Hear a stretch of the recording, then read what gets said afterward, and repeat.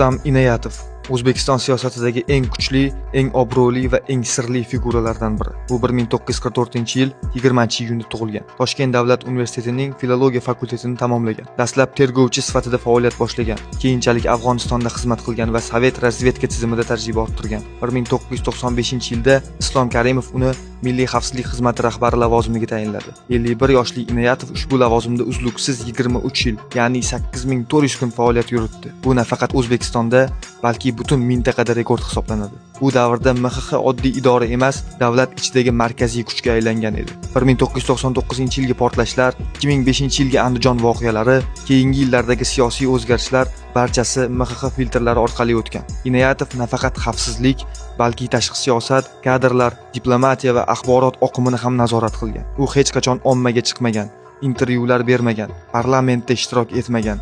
Uning faqat bitta mashhur rasmi bor, ammo siyosiy elita uni Kreml bilan birinchi aloqachi deb atagan. Rustam Inoyatov davlat tepasida ko'rinmagan, ammo tizim ichida doim mavjud bo'lgan. Uning nomi tarix kitoblarida emas, yopiq papkalar ichida yashaydi.